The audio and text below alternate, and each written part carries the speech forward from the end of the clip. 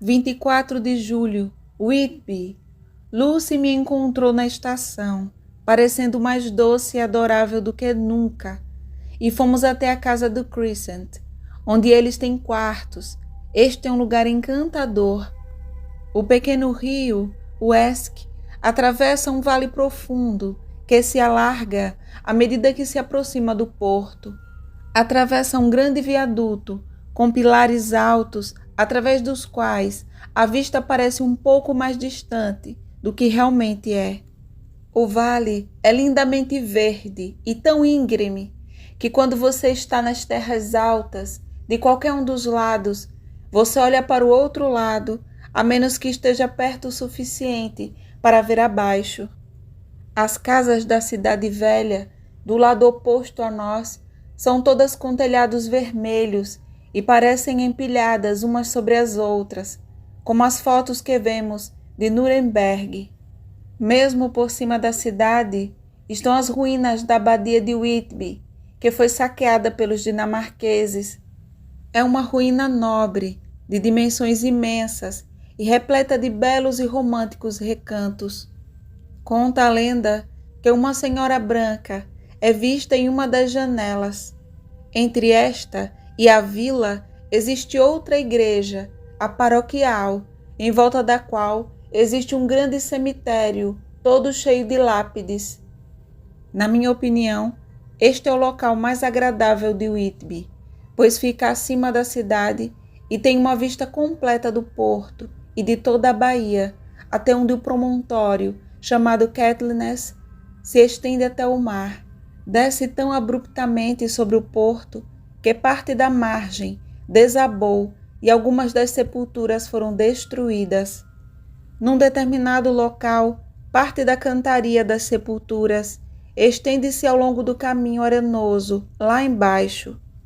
Há passeios com assentos ao lado, pelo adro da igreja, e as pessoas vão e ficam sentadas o dia todo, olhando a bela vista e curtindo a brisa. Eu mesma irei sentar aqui com frequência e trabalhar. Na verdade, estou escrevendo agora, com meu livro no colo e ouvindo a conversa de 3 velhos que estão sentados ao meu lado. Eles parecem não fazer nada o dia todo, a não ser sentar aqui e conversar. O porto fica abaixo de mim, com, do outro lado, uma longa parede de granito que se estende até o mar, com uma curva para fora no final, no meio da qual há um farol. Um pesado paredão corre do lado de fora dele. Do lado mais próximo, o paredão forma um cotovelo, torto inversamente, e na sua extremidade também há um farol. Entre os 2 cais existe uma abertura estreita para o porto, que de repente se alarga. É agradável quando a maré está alta, mas quando a maré baixa, ele desaparece e há apenas o riacho do Esk, correndo entre bancos de areia, com pedras aqui e ali. Fora do porto, deste lado, ergue-se, por cerca de 800 metros, um grande recife, cuja ponta se estende diretamente por trás do farol sul. No final dela, há uma boia com um sino, que balança no mau tempo e emite um som triste ao vento. Há uma lenda aqui que diz que quando um navio se perde, os sinais são ouvidos no mar. Devo perguntar ao velho sobre isso. Ele está vindo para cá. Ele é um velho engraçado. Ele deve ser muito velho, pois seu rosto é retorcido e retorcido como a casca de uma árvore. Ele me contou que tem quase 100 anos, que era um marinheiro da frota pesqueira da Groenlândia quando Waterloo foi combatida. Receio que ele seja uma pessoa muito cética, pois quando lhe perguntei sobre os sinos no mar e a dama branca da abadia, ele disse muito bruscamente: "Eu não me interesso por eles, senhorita. Aquelas coisas estão todas desgastadas. Veja bem, não digo que nunca existiram, mas digo que não existiram no meu tempo. Elas são muito boas para quem chega e viaja e coisas do gênero, mas não para uma jovem simpática como você." Aqueles caras de York e Leeds que estão sempre comendo arenque curado e bebendo chá e procurando comprar jatos baratos não acreditariam em nada. Eu me pergunto quem se daria o trabalho de contar mentiras para eles, até mesmo para os jornais que estão cheios de conversa fiada. Achei que ele seria uma boa pessoa para aprender coisas interessantes. Então perguntei se ele se importaria de me contar algo sobre a pesca de baleias antigamente. Ele estava se preparando para começar, quando o relógio bateu 6 horas. Então, ele se esforçou para se levantar e disse: "Tenho que voltar para casa agora, senhorita. Minha neta não gosta de ficar esperando quando o chá ficar pronto, pois leva o tempo para arrumar os pratos, pois há muitos deles." Ele se afastou mancando e pude vê-lo descendo as escadas correndo, o melhor que pôde. As escadas são um ótimo recurso no local. Elas vão da cidade até a igreja, são centenas, não sei quantas, e terminam numa curva delicada. A inclinação é tão delicada que um cavalo poderia subir e descer facilmente. Acho que originalmente deveriam ter algo a ver com a abadia. Eu irei para casa também. Lucy saiu para visitar a mãe, e como eram apenas visitas de plantão, não fui. 1º de agosto. Cheguei aqui há 1 hora com Lucy e tivemos uma conversa muito interessante com meu velho amigo e os outros 2 que sempre vêm juntos a ele. Ele é evidentemente o senhor oráculo deles e eu acho que deve ter sido em sua época uma pessoa muito ditatorial. Ele não admite nada e enfrenta todo mundo. Se ele não consegue argumentar melhor, ele os intimida e então toma o silêncio deles como concordância com seus pontos de vista. Lucy estava linda com seu vestido branco. Ela tem uma cor linda desde que chegou aqui. Ele estava se preparando para começar quando o relógio bateu 6 horas. Notei que os velhos não perderam tempo em vir e sentar-se perto dela quando nos sentamos. Ela é tão gentil com os idosos que eu acho que todos se apaixonaram por ela na hora. Até meu velho sucumbiu e não a contradisse. Falei com ele sobre o assunto das lendas e ele começou imediatamente a fazer uma espécie de sermão. É tudo conversa fiada, isso que é e nada mais. Todos os sinais e avisos sombrios foram criados por párocos ou pessoas mal intencionadas.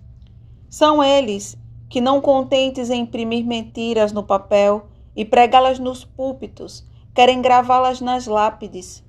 É só olhar aqui ao seu redor o que está escrito nas lápides. Mentiras todas elas, nada além de mentiras, de um tipo ou de outro. Meu Deus, mas será uma grande carranca no dia do juízo, quando eles vierem caindo de seus sarcófagos, todos lutando juntos e tentando arrastar seus túmulos com eles, para provar o quão bons eles eram. Pude ver, pelo ar de autossatisfação do velho e pela maneira como ele olhava em volta, em busca da aprovação de seus comparsas, que ele estava se exibindo. Então coloquei uma palavra para mantê-lo em movimento. Ó, senhores vales, você não pode estar falando sério. Certamente essas lápides não estão todas erradas. Pode haver alguns pobres que não estão errados, economizando onde consideram as pessoas boas demais, pois há pessoas que pensam que uma tigela de bálsamo é como o mar, mesmo que seja a sua. A coisa toda é apenas mentira. Agora olhe você aqui. Você vem aqui como um estranho e vê este Kigart. Assenti, pois achei melhor concordar. Embora não entendesse muito bem o seu dialeto, eu sabia que tinha algo a ver com a igreja. Ele cutucou um de seus companheiros e todos riram. E, meu Deus, como poderiam ser de outra forma? Olha para aquele, o mais atrás do banco do esquife. Leia. Fui até Laili, Edward Spencelag, mestre marinheiro, assassinado por piratas na costa de Andres. Abril de 1854, 30 anos. Quando voltei, o Sr. Sveles continuou. Ora, eu poderia citar uma dúzia, cujos ossos estão nos mares da Groenlândia, acima. E ele apontou para o norte, ou para onde as ondas podem tê-los levado. Aos túmulos ao seu redor, você pode, com seus olhos jovens, ler as letras pequenas das mentiras aqui. Ou Andrew Woodhouse, afogado nos mesmos mares em 1777. Ou John Paxton, afogado perto do Cabo Farewell, um ano depois. Ou o velho John Havlings, cujo avô navegou comigo, afogou-se no Golfo da Finlândia em 1750. Você acha que todos esses homens terão que correr para Whitby quando a trombeta soar? Mas, eu disse, certamente você não está totalmente correto, pois você parte do pressuposto de que todas as pessoas pobres terão que levar consigo suas lápides no dia do juízo. Você acha que isso será realmente necessário?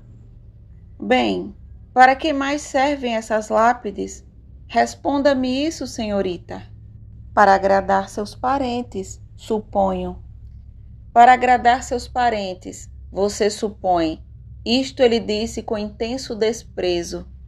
Como será o prazer dos seus familiares, sabendo que estão escritas mentiras sobre eles e que todos no local sabem que são mentiras? Ele apontou para uma pedra aos nossos pés, que havia sido colocada como uma lápide, sobre a qual o assento estava apoiado, perto da beira do penhasco.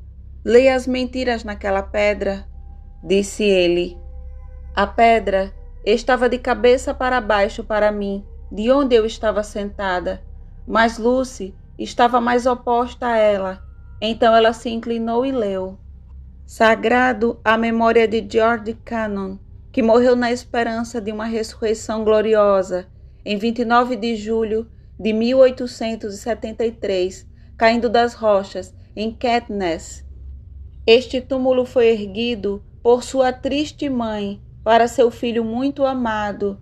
Ele era o único filho de sua mãe, e ela era viúva. Realmente, Sr. Sveles, não vejo nada de muito engraçado nisso. Ela falou, seu comentário, muito grave e um tanto severamente. Você não acha nada engraçado, ha, ha.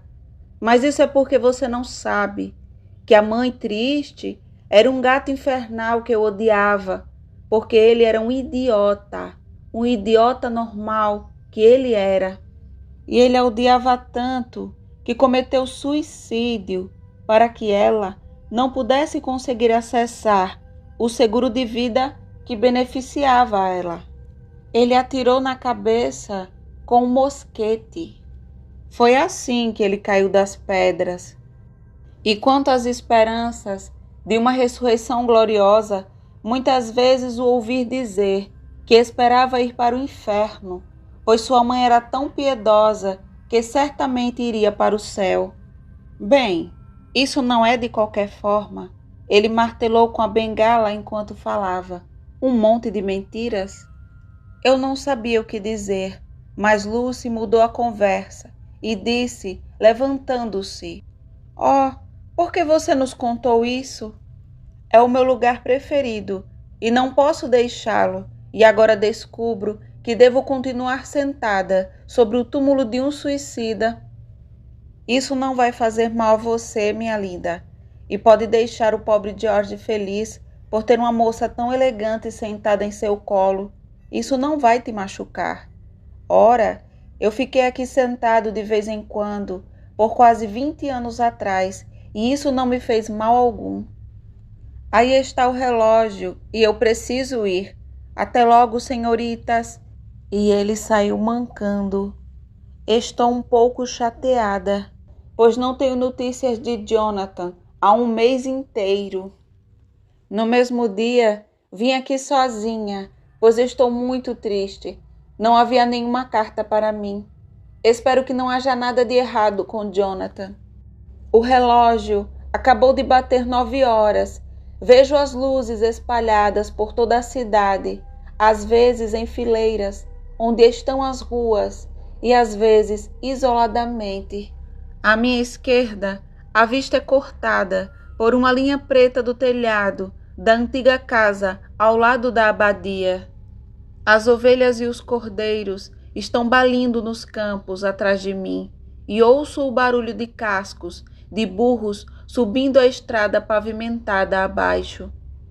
A banda no cais toca uma valsa áspera, em boa hora, e mais adiante, no cais, há uma reunião do Exército da Salvação, numa rua secundária. Nenhuma das bandas ouve a outra, mas aqui em cima eu ouço e vejo as duas. Eu me pergunto onde Jonathan está e se ele está pensando em mim. Eu queria que ele estivesse aqui. Diário do Dr. Seward. 5 de junho. O caso de Henfield fica mais interessante à medida que entendo melhor o homem.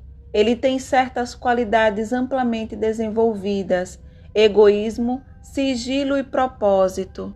Eu gostaria de poder chegar ao objetivo deste último. Ele parece ter algum tipo de plano próprio estabelecido, mas o que é eu não sei.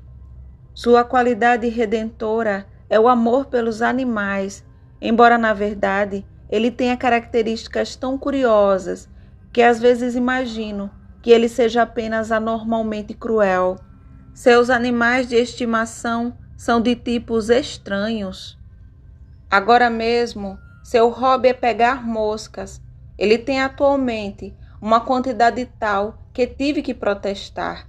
Para minha surpresa, ele não explodiu em fúria, como eu esperava, mas levou o assunto simplesmente a sério. Ele pensou por um momento e depois disse: "Posso ter 3 dias? Vou limpá-los." "Claro." 18 de junho. Ele voltou sua mente agora para aranhas, e tem várias, muito grandes em uma caixa. Ele continua alimentando-as com suas moscas, e o número destas últimas está diminuindo sensivelmente. Embora ele tenha usado metade de sua comida para atrair mais moscas de fora para seu quarto. 1º de julho, suas aranhas agora estão se tornando um incômodo tão grande quanto suas moscas, e hoje eu disse a ele que ele deveria se livrar delas. Ele pareceu muito triste com isso, mas entendeu, e eu dei um tempo para que ele fizesse isso. Ele me enojou muito enquanto estava com ele, pois quando uma horrível mosca varejeira, inchada, com um pouco de comida de carniça, entrou zumbindo no quarto, ele a pegou, segurou-a, exultante por alguns momentos, entre o indicador e o polegar, e antes que eu percebesse o que ele estava tentando fazer, colocou-a na boca e comeu. Eu o repreendi por isso, mas ele argumentou calmamente que era muito bom e muito saudável, que era vida, vida forte, e que dava vida a ele. Isso me deu uma ideia, ou o rudimento de uma. Devo observar como ele se livra de suas aranhas. É evidente que ele tem algum problema profundo em sua mente, pois mantém um caderninho no qual está sempre anotando alguma coisa. Páginas inteiras são preenchidas com muitos números, geralmente números únicos, somados em lotes, e depois os tais somados em lotes novamente. Como se ele estivesse concentrando alguma conta, como disseram os auditores. 8 de julho, há um método em sua loucura, e a ideia rudimentar em minha mente está crescendo. Em breve, será uma ideia completa, e então, ó pensamento inconsciente, você terá que entregar o muro ao seu irmão consciente. Fiquei alguns dias longe do meu amigo para poder perceber se havia alguma mudança. As coisas permanecem como estavam, exceto que ele se separou de alguns de seus animais de estimação e comprou um novo. Ele conseguiu um pardal e já o domou parcialmente. Seu meio de domesticar é simples, pois as aranhas já diminuíram. Aquelas que permanecem, porém, estão bem alimentadas, pois ele ainda traz as moscas, tentando-as com a sua comida. 19 de julho, estamos progredindo. Meu amigo tem agora uma colônia inteira de pardais e suas moscas e aranhas estão quase exterminadas. Quando entrei, ele correu até mim e disse que queria me pedir um grande favor. Um favor muito grande. E quando ele falava, ele me bajulava como um cachorro. Perguntei o que era, e ele disse com uma espécie de êxtase na voz e no porte: um gatinho simpático, pequeno e brincalhão, com quem posso brincar, ensinar, alimentar e alimentar. Eu não estava despreparado para esse pedido, pois notara como seus animais de estimação aumentavam de tamanho e vivacidade, mas não me importava que sua linda família de pardais domesticados fosse exterminada da mesma maneira que as moscas e aranhas. Então eu disse que iria cuidar disso e perguntei se ele não preferia um gato do que um gatinho. Sua ansiedade o atraiu quando ele respondeu: "Oh, sim, eu gostaria de um gato. Só pedi um gatinho para que você não me recusasse um gato. Ninguém me recusaria um gato, não é?"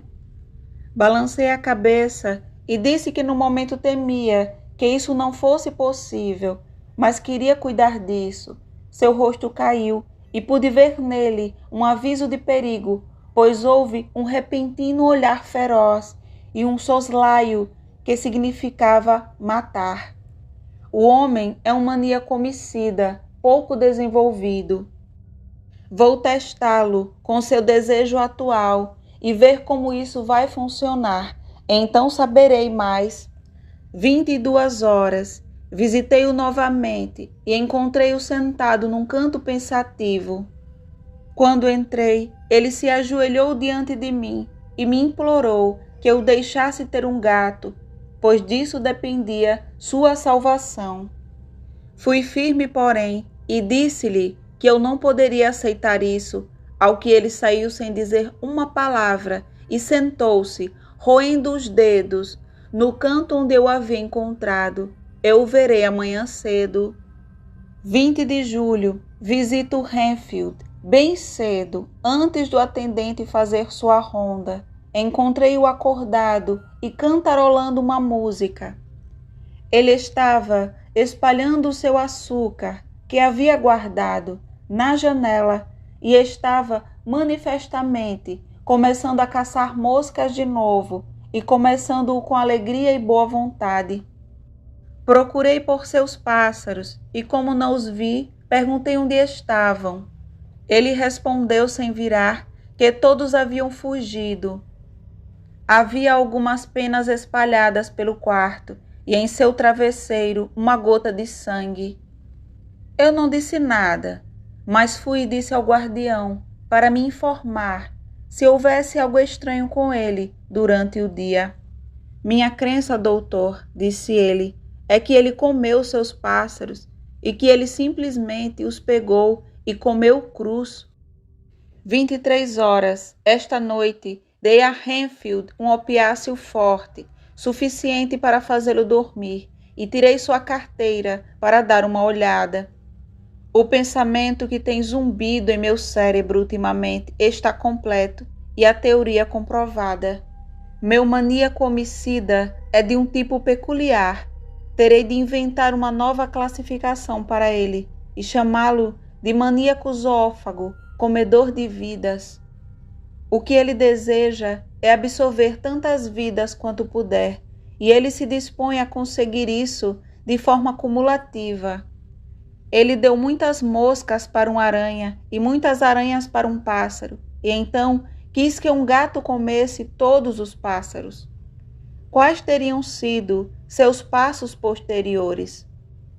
Quase valeria a pena concluir o experimento. Isso poderia ser feito se houvesse apenas uma causa suficiente. Os homens zombam da vivissecção, mas vejam seus resultados hoje. Por que não avançar a ciência no seu aspecto mais difícil e vital, o conhecimento do cérebro? Se eu tivesse ao menos o segredo de uma dessas mentes, se possuísse a chave da fantasia de pelo menos um lunático, poderia avançar o meu próprio ramo da ciência a um nível comparado, com o qual a fisiologia de Burdon-Sanderson ou o conhecimento do cérebro de Ferrier não seriam nada. Se ao menos houvesse uma causa suficiente, não devo pensar muito nisso, ou posso ficar tentando. Uma boa causa poderia virar a balança comigo, pois não poderia eu também ter um cérebro excepcional congenitamente? O que eu sei é que se eu pudesse ter uma causa tão forte quanto a do meu amigo louco, uma causa boa e altruísta para me fazer trabalhar, isso seria de fato felicidade. Diário de Mina Murray, 26 de julho. Estou ansiosa e me acalma me expressar aqui. É como sussurrar para si mesmo e ouvir ao mesmo tempo. E também há algo nos símbolos taquigráficos que os torna diferentes da escrita. Estou feliz com Lucy e com Jonathan. Fazia algum tempo que eu não tinha notícias de Jonathan e estava muito preocupada, mas ontem o querido Sr. Hawkins, que é sempre tão gentil, me enviou uma carta dele. Eu havia escrito, perguntando se ele tinha ouvido falar, e ele disse que o anexo acabara de ser recebido. É apenas uma linha, datada do Castelo Drácula, e diz que ele está voltando para casa. Isso não é típico de Jonathan. Eu não entendo isso, e isso me deixa desconfortável. Além disso, Lucy, embora esteja muito bem, ultimamente adquiriu o antigo hábito de caminhar durante o sono. A mãe dela falou comigo sobre isso e decidimos que devo trancar a porta do nosso quarto todas as noites. A senhora Winsterra teve a ideia de que os sonâmbulos sempre saem pelos telhados das casas e pelas beiradas dos penhascos e depois são subitamente acordados e caem com um grito desesperado que ecoa por todo o lugar. Coitada, ela está naturalmente preocupada com Lucy e ela me disse que seu marido, o pai de Lucy, tinha o mesmo hábito, que ele se levantava à noite, se vestia e saía, se não fosse impedido. Lucy vai se casar no outono e está planejando os vestidos e a arrumação da casa. Eu simpatizo com ela, pois faço o mesmo, só que Jonathan e eu começaremos a vida de uma forma muito simples e teremos que tentar fazer com que ambas as pontas se encontrem. Sr. Holmwood, ele é o exímio Sr. Holmwood, filho único de Lord Godalming, chegará aqui muito em breve, assim que puder deixar a cidade, pois seu pai não está muito bem e acho que a querida Lucy está contando os momentos até que ele chegue. Ela quer levá-lo para sentar no penhasco do cemitério e mostrar-lhe a beleza de Whitby. Ouso dizer que é a espera que a perturba. Ela ficará bem quando ele chegar. 27 de julho. Nenhuma notícia de Jonathan. Estou ficando bastante desconfortável com ele, embora não saiba por que deveria, mas gostaria que ele escrevesse, mesmo que fosse apenas uma única linha. Lucy anda mais do que nunca, e todas as noites sou acordada por ela, se movimentando pelo quarto. Felizmente, o tempo está tão quente que ela não consegue ficar com frio. Graças a Deus, a saúde de Lucy continua boa. Holmwood foi repentinamente chamado a Ring para ver seu pai, que está gravemente doente. Lucy se preocupa com o adiamento de vê-lo, mas isso não afeta sua aparência. Ela é um pouco mais corpulenta e suas bochechas são de um lindo tom rosado. Ela perdeu a aparência anêmica que tinha. Eu rezo para que tudo dure. 3 de agosto. Mais uma semana se passou e nenhuma notícia de Jonathan, nem do Sr. Hawkins, de quem tive notícias. Oh, espero que ele não esteja doente. Olho para a última carta dele, mas de alguma forma isso não me satisfaz. Não parece como ele, mas é sua escrita. Não há erro nisso. Lucy não andou muito durante o sono na última semana, mas há uma concentração estranha nela que não entendo. Mesmo durante o sono, ela parece estar me observando. Ela tenta abrir a porta. Ao encontrá-la trancada, percorre a sala em busca da chave. 6 de agosto. Mais 3 dias e nenhuma notícia. Esse suspense está ficando terrível. Se eu soubesse para onde escrever ou para onde ir, me sentiria melhor. Mas ninguém ouve uma palavra de Jonathan desde a última carta. Devo apenas orar a Deus por paciência. Lucy está mais entusiasmada do que nunca, mas fora isso está bem. A noite passada foi muito ameaçadora e os pescadores dizem que uma tempestade nos espera. Devo tentar assistir e aprender os sinais do tempo. Hoje é um dia cinzento e enquanto escrevo, o sol está escondido em nuvens espessas, bem acima de Caithness. Tudo é cinza, exceto a grama verde, que parece esmeralda. Entre ela, rochas cinzentas e terrosas, nuvens cinzentas, tingidas com o raio do sol na extremidade oposta.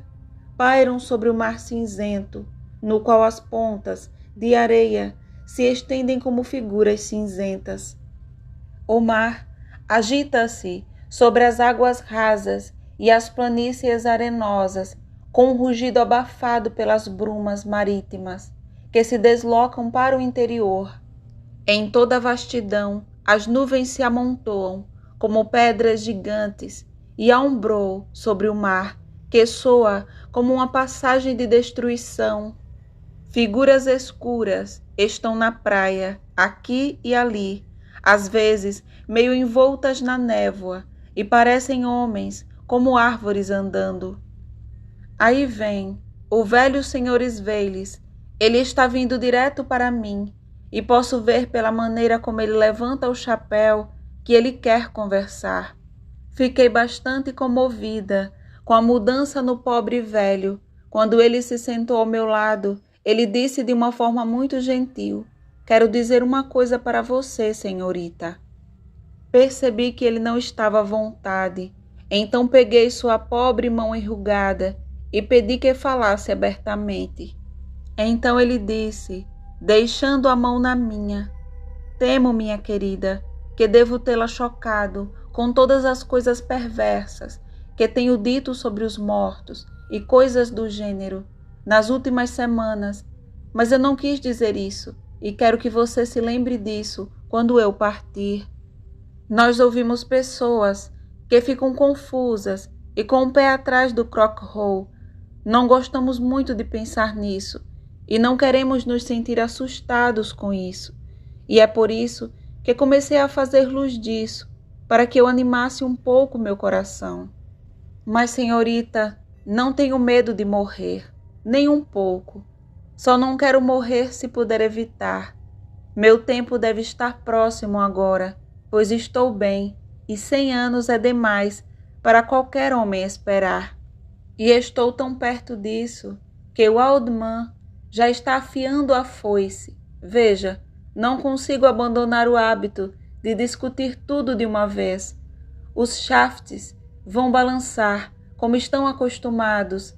Algum dia em breve, o anjo da morte soará sua trombeta sobre mim. Se ele viesse esta mesma noite, eu não me recusaria a atender seu pedido. Afinal, a vida é apenas uma espera por algo diferente do que estamos fazendo. E a morte é tudo em que podemos confiar. Mas estou contente, pois está chegando para mim, minha querida, e chegando rápido. pode estar chegando enquanto olhamos e nos perguntamos. Talvez seja aquele vento sobre o mar que traz consigo perdas e naufrágios, angústia e corações tristes. Olhar, olhar, ele chora e repete.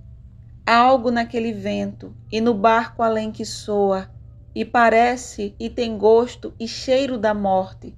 Está no ar. Eu sinto isso chegando. Senhor, faze-me responder com alegria quando chegar o meu chamado. Ele ergueu os braços com devoção e ergueu o chapéu. Sua boca se movia como se ele tivesse rezando. Depois de alguns minutos de silêncio, ele se levantou, apertou minha mão, me abençoou, se despediu e saiu mancando. Tudo isso me tocou e me perturbou muito. Fiquei feliz quando a guarda costeira apareceu com a luneta debaixo do braço. Ele parou para conversar comigo, como sempre fez, mas o tempo todo ficava olhando para um navio estranho. Não consigo distingui-lo, disse ele. Ele é russo, pelo que parece, mas ele está fazendo barulho da maneira mais estranha. Ele não conhece nem um pouco o que pensa. Ele parece ver a tempestade se aproximando, mas não consegue decidir se vai correr para o norte em campo aberto ou fica aqui. Olhe lá de novo. Ele é dirigido de maneira muito estranha, pois não se importa com a mão no volante. Muda a cada sopro de vento. Ouviremos mais sobre ele antes dessa hora amanhã.